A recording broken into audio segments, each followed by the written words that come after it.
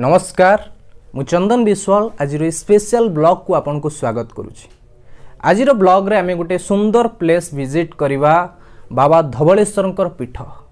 आज ब्लॉग रे आमे देखिबा बाबा धवलेश्वर मंदिर कारुकार्य एवं बाबा धवलेश्वर दर्शन करिबा। तो एबे मु जो होटल अच्छी से होटल ना होची निरुपमा होटल। मते तो बहुत ही बढ़िया लगुची एवं मु निश्चिंत आरो ओवरव्यू आपन को देखिया पई चाहिबी होटल किपरि अछि, होटल रूम किपरि अछि। आमे फास्ट होटल रो व्यू नबा तापर आमे जिबा बाबांकर दर्शन करिया पई। तो चलंतु फास्ट आमे होटल रो व्यू नबा। होटल निरुपमा को आपन स्वागत करूची। ये एसी रेस्टोरेंट एठारे आपन ब्रेकफास्ट डिनर लंच करि परिबे, कॉन्फ्रेंस मध्य करि परिबे। तो चलंतु एबे आमे देखिबा होटल व्यू। तो होटल आगछमा गोटे मिनी पार्क कराई जाकि सबु जिमारे भरपूर बहुत ही बढ़िया लगुची। तो ये चलंतु होटल भीतर देखिबा।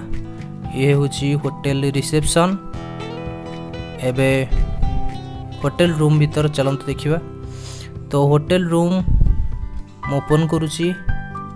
देखंतु वाओ पूरा लग्जरी फील होची। लग्जरी होटल रूम भीतर लगुची। ये होची बेड। वाओ बहुत सारा डिजाइनिंग मध्ये टा कराई छि। टीवी रखाई छि, सोफा अछि, मिरर अछि। वाओ तो ये वॉशरूम जे देखिबा भीतर पूरा ऊपर डिजाइनिंग मध्ये बहुत बढ़िया अछि। टोटल लग्जरी फील होची। मते तो बहुत ही बढ़िया लगुची। एबे झरा पटे बाहर दृश्य देखिबा। तो झरा पटे जहा दृश्य देखा जाउची गोटे पार्क अछि एवं पार्क सेपटे गोटे नदी अछि जहार नाम महानदी। तो रूम भीतर ऊपर भाग जे दृश्य देखियो बहुत बढ़िया डिजाइनिंग कराई छि। लग्जरी फील हबो। तो जो माने आपण आसुचंती धवलेश्वर आपण ये होटल रुहंतु बहुत कम प्राइस रे बहुत बढ़िया रूम मिलिबो, आपण रही परिबे। तो एबे जदि बाहर दृश्य देखिबा आ कि दृश्य पार्क अछि, बहुत सारा गच्छ सब लागि छि जहा कि बहुत प्राकृतिक लागुछि। एठारे गोटे डंगा मध्ये तयारी कराई छि बाउंस रे, बहुत बढ़िया है छि। आ ता पाखरे म आपण देखिया पई चाहिबी पानी दवा पई गच्छ रे गोटे छोटिया जंत्र लागि छि जहाँ माध्यम पानी स्प्रे कराउछि पड़िया रे। एबे हमें होटल रो व्यू देखिले, आशा कुछ आपन को बहुत ही बढ़िया लगिथिबो। एबे नेक्स्ट चलंतु जिबा बाबा धवलेश्वर पाखकू, बाबा धवलेश्वर दर्शन करिबा एवं मंदिर रो कारुकार्य देखिबा। तो चलंतु जिबा धवलेश्वर पीठ। यह होछि धवलेश्वर पीठर पार्किंग गेट। आपन एठारे टू व्हीलर बा फोर व्हीलर पार्क करिकी एई पोलो माध्यम रे धवलेश्वर पीठ को जाई परिबे। मंदिर को जिबा पूर्वरु आपण मंदिर बाहर आपण छोट छोट दुकान मध्य देखिबा पई पाइबे, जेमिति कि जळिखिया दुकान, खेलना दुकान, जोटा आपण किछि खाई परिबे बा शॉपिंग करि परिबे। देखंतु शिव एवं पार्वती गोटे सुंदर मूर्ति मध्य रहिछि।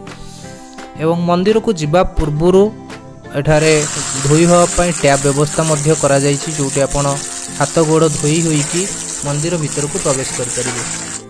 मंदिर बुली देखिबा पूर्वरु चलंतु जानिबा मंदिर उत्पत्तिर रहस्य। तो एबे हम सहित अछंती धवलेश्वर पीठर पूजक हम सहित अछंती। तो तांकठुर हमें जानिबा धवलेश्वर मंदिर किपरि प्रतिष्ठा हेइथिला एवं तार महिमा विषय। तो हम चाहिबी नना आपण किछि धवलेश्वर पीठर महिमा विषय जणेबे दर्शक। जय बाबा धवलेश्वर पूजक स्वीकृति गणपति। एई अकर्म कर्मदायक धवलेश्वर को कोटि कोटि प्रणाम करूची, कोटि कोटि प्रणाम करूची। बाबा धवलेश्वर पीठ कहीं तार नामकरण करागला ये गोटे अलौकिक घटना। ये जो मंदिर वर्तमान ये जो परिवेश देखुं प्राचीन कमे ये मंदिर परिवेश ना घोर जंगल था। मंदिर चतुर्पार्श्व छोट छोट चालिया कुड़िया मान था। वर्तमान जो मार्बल टाइल और पक्का घर देखुं प्राचीन कमे या नाला। ये मंदिर टी राजा आठगड़ अधीन में परिचालित होता, जे कि प्रताप रुद्रदेव तांकर वंशधर एठारे गोटे छोटिया नगर था। किसी जगुआई जगुले ये हूँ भक्त भगवान खेल। दिने कौन हो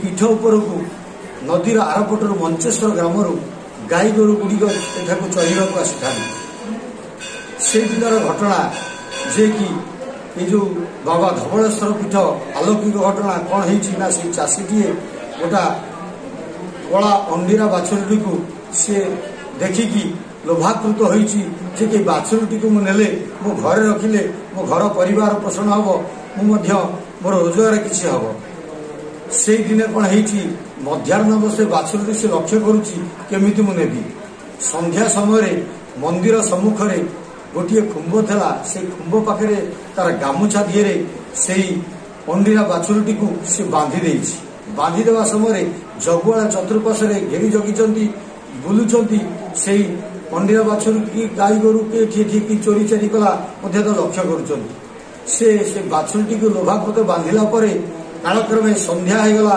संध्या पर रात्र है रात्र पर मध्यरात्र है मध्यरात्र पर भोर भोर हो समय प्रभु को सी आराधना कर प्रभु मु तो लोभाकृत ही बांधी देछि मते रक्षा कर कहीं जगुआले मैंने मत धरदे दंड देवे तेणु से प्रातः ब्रह्म मुहूर्त समय से अलौकिक घटना सृष्टि होती बाबा धवलेश्वर से जो अंडीरा बाछुरी से गामुछे बांधीला सी आपे आपे से कला अंडीरा बाछुरी आपे आपे धड़ा होगला से धड़ा हवा द्वारा भूगर्भर बाबा पाताल फुटी लिंग रूपे आविर्भाव हेले बाबा धवलेश्वर से दिन ठारू ये सारा ओडिशा नगर ग्राम प्रचलित है कला अंडीरा बाछुरी धड़ा होइतिबारु नामकरण करागला बाबा धवलेश्वर से जो धवलेश्वर ये हूँ से मंदिर पाखरे गोटे छोटिया मंदिर था से मंदिर पूर्वद्वार था पूर्वद्वार जिते धवलेश्वर आविर्भाव हेले आपे आपे से पूर्वद्वार बंद हो पश्चिम द्वार फाटीगला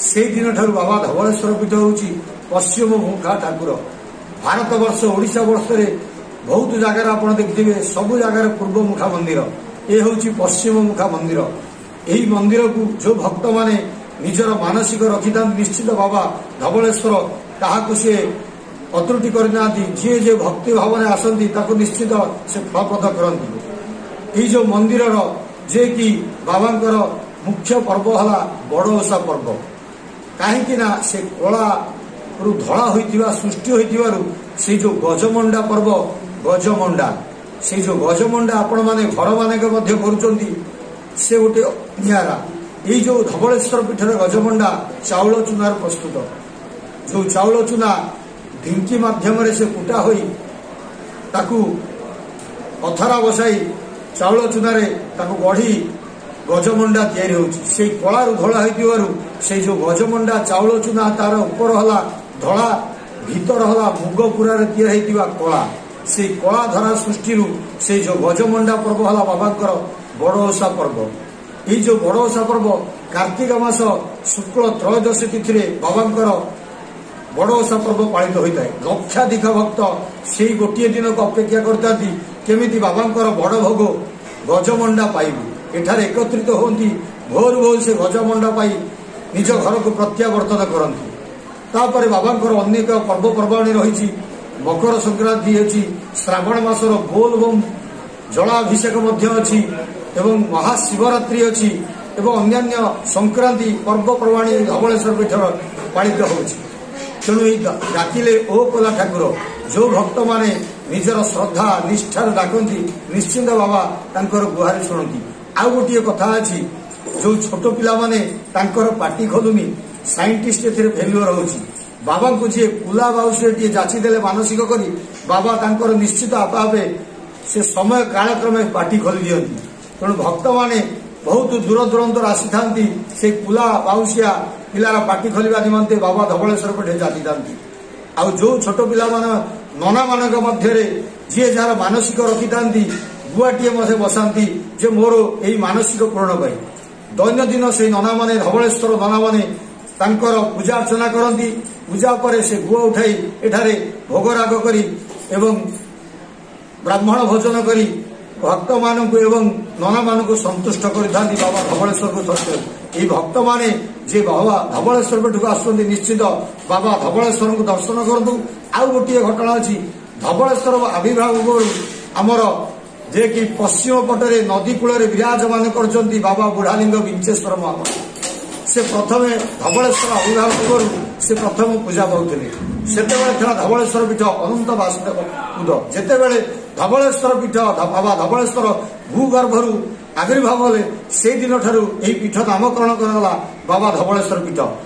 एई जो आलौकिक पीठ अन्य शैव पीठ मध्य अति सौंदर्यमय ए पीठ कहीं चतुर्पाशे महानदी भूगर्भरे जेकि पहाड़ उपरे विराजमान करछन्ति बाबा धवळेश्वर।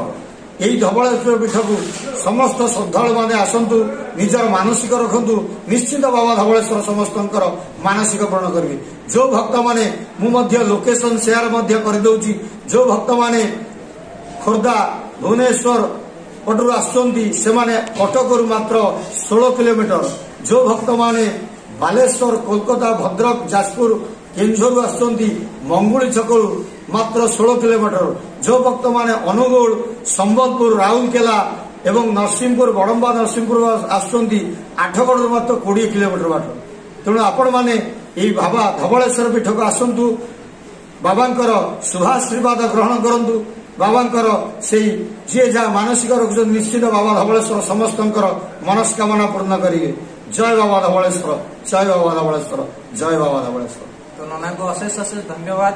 धवळेश्वर पीठर अलौकिक महिमा विषय आपण समस्त को जणाइले।